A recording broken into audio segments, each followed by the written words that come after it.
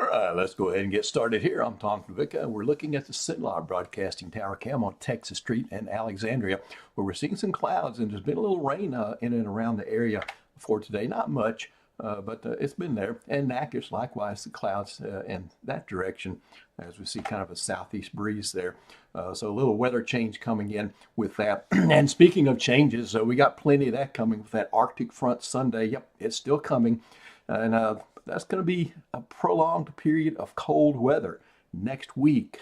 Frozen confidence is up just a tad, and that looks to me now like it's mostly going to be a snow event if we get the frozen stuff. So that's what we'll be talking about here in the coming few minutes. Radar, let's get this little system out of the way. You can see a steady movement west to east across central Louisiana. This will be getting out of the forecast here later tonight and very early Saturday morning. It's a piece of energy aloft. You can see a moisture tap all the way back across the west of Baja in the Pacific there. And so this system kind of stringing out along our area. And then the colder air gathering in the Northlands, ready to plunge in our direction. Futurecast for Saturday morning. If you got some hunting to do, I don't think there'll be any issues there. It won't be as cold as it has been past couple of mornings. Saturday by 2 o'clock, you got some errands to run. No issues with that. And then for some U time, we've got, of course, Saturday evening entertainment forecast. And I don't think there'll be much, if anything, happening there either. That's all before the big front, which comes in on Sunday, though.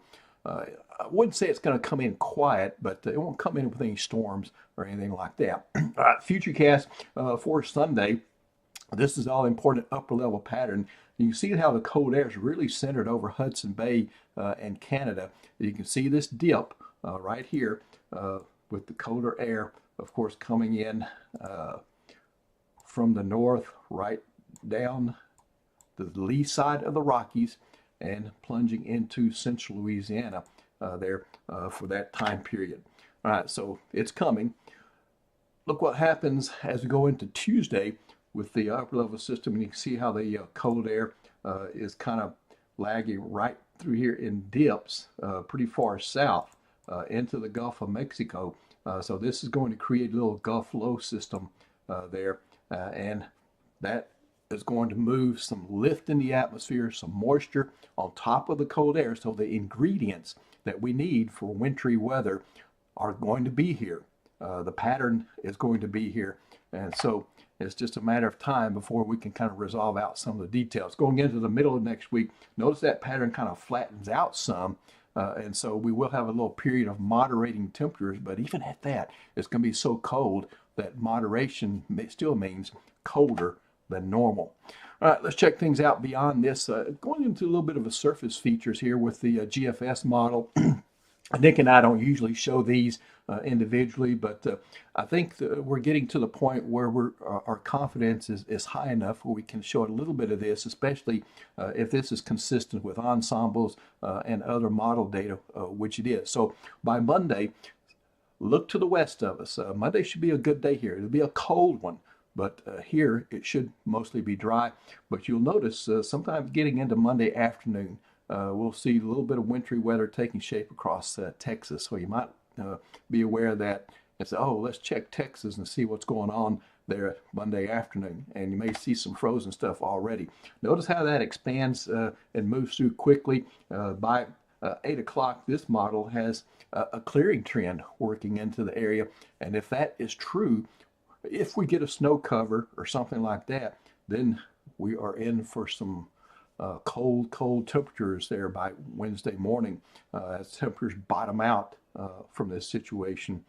So that's kind of a thumbnail sketch of what's going on. Then a second system will be coming in later next week, and eventually a front will come through and kind of clean things out by latter part of next week. So our 7-day forecast has all that. 20% Saturday morning, just in case there's a few sprinkles lingering. A front will come in and stop the precipitation chances. The Arctic front should basically come in dry, but much colder. That trend to colder weather will start Sunday as you see the temperature drop there. And then Monday, 24 degrees. That's colder than we've been all winter so far. So Monday will be the coldest morning of the winter season so far. But then Tuesday morning will be the cold, and then you can see, and then Wednesday morning, if we clear off on top of a snow cover there, then we'll see mid-teens in the forecast there on Wednesday. Of course, I did reduce that out of a little bit better confidence that we're going to see. Remember, I raised the chance to 70% for the snow on Tuesday. Again, this pretty much looks like a snow event here with this, and not getting above freezing on Tuesday. You know, the snow, anything that happens will stick.